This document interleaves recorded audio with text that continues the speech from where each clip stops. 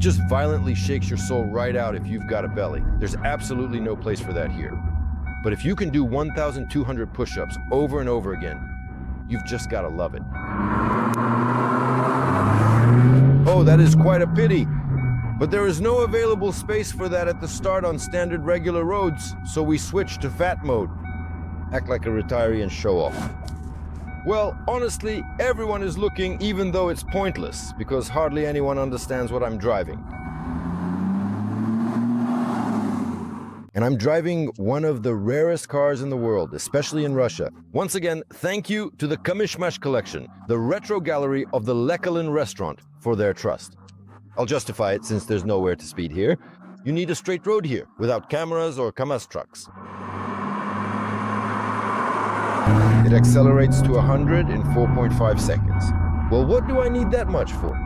By the way, the top speed is 250 kilometers per hour. I'd love to try it, but not today and not here. The car is from the year 1997, 4.5 seconds to reach 100 kilometers per hour. But even in a more relaxed driving mode, you can feel with your entire body just how stable and balanced this car is. It takes corners precisely, without the slightest hint of drifting. Again, maybe if you drive much faster, right at the limit, it would be different.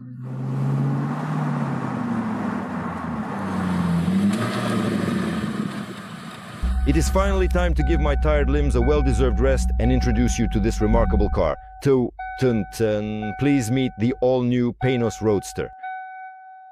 It doesn't sound very pleasant, but you'll have to get used to it.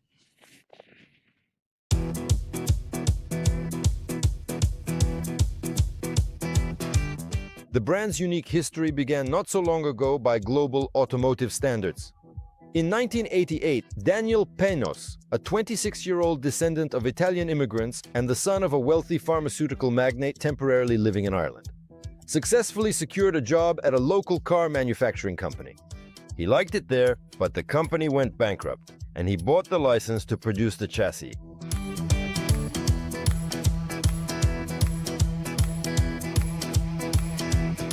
Listen, a quick side note. The chassis was designed by Frank Kostin. No, he's not Russian. He also contributed to the creation of chassis for Lotus, Maserati, and Lister. So this is a chassis among chassis, the ultimate chassis. So Daniel went back to America, and there he founded the company Panoz Automotive Development. The idea was simple, to create very fast road cars that could perform just as well as sports cars. And to prove to everyone that these cars were top-notch, his creation competed in LMS, Fiat GT, SCCA, the Trans AM Series, and the 24 Hours of Le Mans.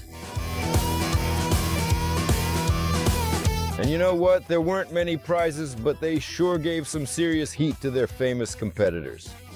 People started talking about Panoz, and his exclusive cars began to be bought by true speed enthusiasts. In front of you is the second model produced by Panoz Automotive Development. It's different from the first one, but since you haven't seen the first, we won't compare them. So there's no point arguing. This is definitely a roadster. It's designed in a style that's hard to define, but it's beautiful and unusual.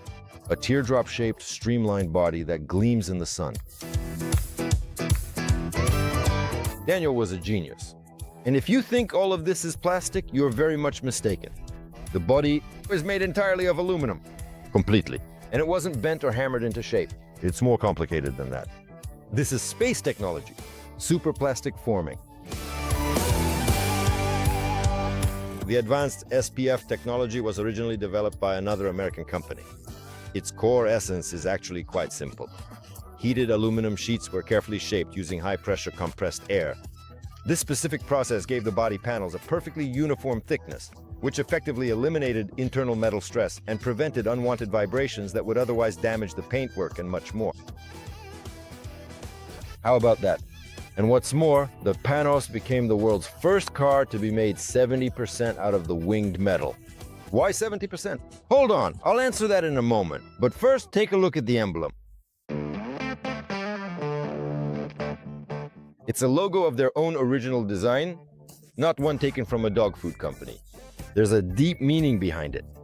The shield with swirls in the center evokes a sense of balance, reminiscent of the yin-yang symbol. The shamrock in the center is a tribute to the Irish roots of the company and the family. The red, white, and blue colors reflect the fact that Panoz is made in the USA.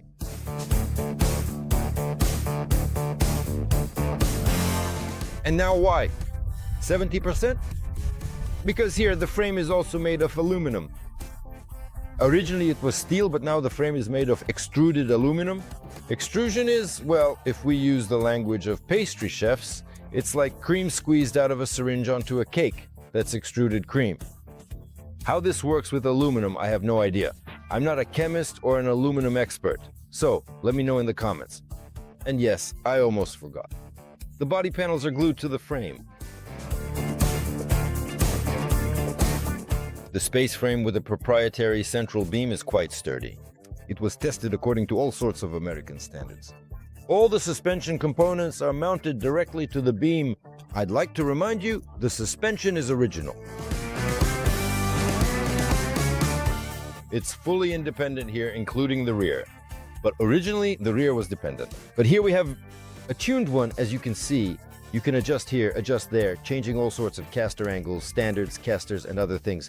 But the essence remains the same. And there's also a steering rack here. There it is up front, clearly visible, with a power assist.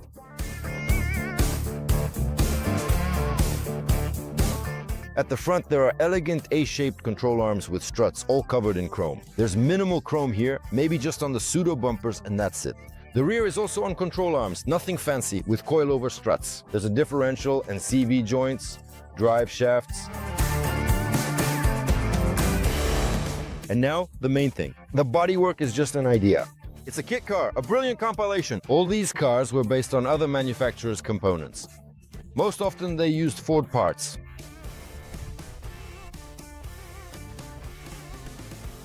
The hood opens, just like you would see on a classic BMW. And the mechanism here is just like BMW's. So the engine is from Ford. Looking at it, you understand why the car looks the way it does. They basically just wrapped the car around the engine. And the hood's opening angle, of course, leaves much to be desired. A magnificent monster, there's no other way to put it. With its specs, it also fights against the car's weight, since both the block and the head are aluminum. The engine is from a Ford Mustang, specifically. With a displacement of 4.6 liters, it's a Ford Modular Vi8.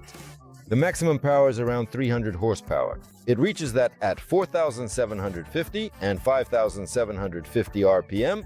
Peak torque of 400 Newton meters is reached at 4,000 revolutions per minute.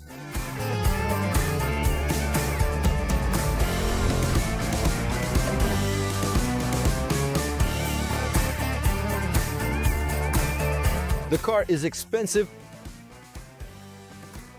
It requires a lot of care. Oh! Well, you all remember this motion.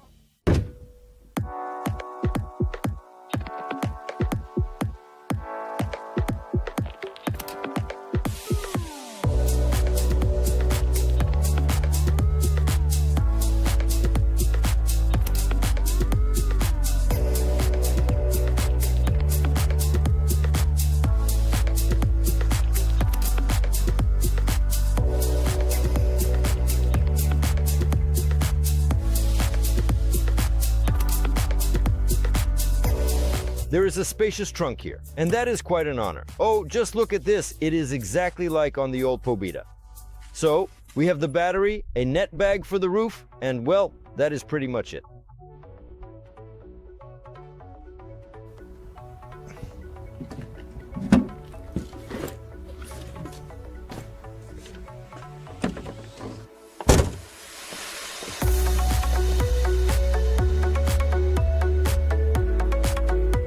All right, now let's get back behind the wheel. The door is just so you don't have to lift your legs too high. And can you imagine if you installed a folding roof? There. So what did Mr. Panoz himself do? Well, besides the chassis, he made his own tank and shortened the drive shaft.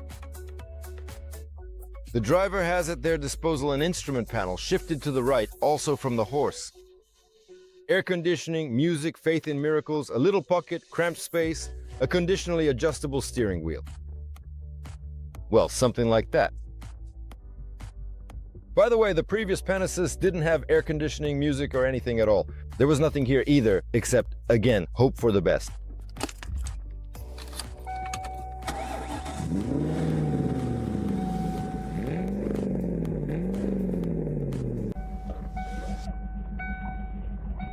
Sorry, comrades, something is making a plopping sound. We couldn't figure out the cause.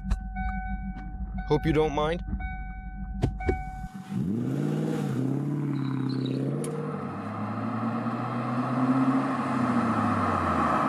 We didn't bother with mufflers. This is the kind of sound a fast car is supposed to have. The main thing is not to overdo it with the pedal to the metal. There are no modern stability control systems here. In fact, there's nothing here at all. Just honest rear-wheel drive. No, that's how you launch it. I don't like it, but I admit it. It's exhilarating. It's in this car that you can truly understand the meaning of a 50-50 weight distribution between the axles. By the way, the front windshield used here is sourced from a Volkswagen New Beetle. It's so stiff.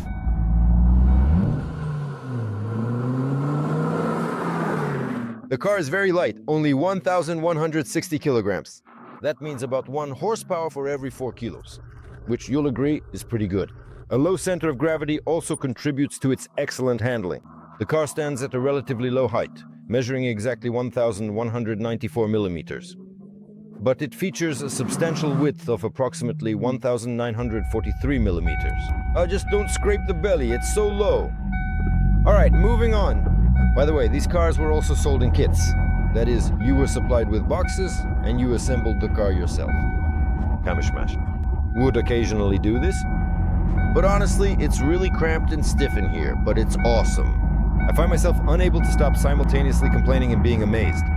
It is a strange contradiction.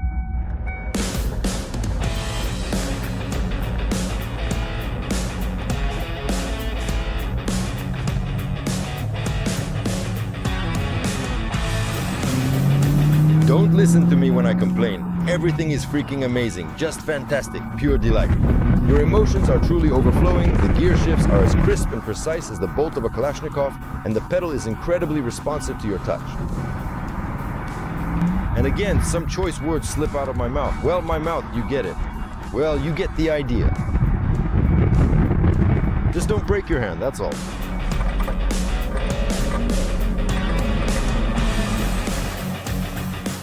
Fuel consumption, which nobody really cared about back then, was not exactly low, but basically it was normal, 20 to 25 liters per 100 kilometers. The cars enjoyed steady, though modest, demand among buyers. Until 1999, another 176 modernized Roadsters were produced. In theory, you can still order one today with a current price tag of $62,500 for every single unit. A car for sensations, a car for speed enthusiasts, a unique toy. And that's where we'll wrap it up. All the best to you, the hunt continues, and I'm off.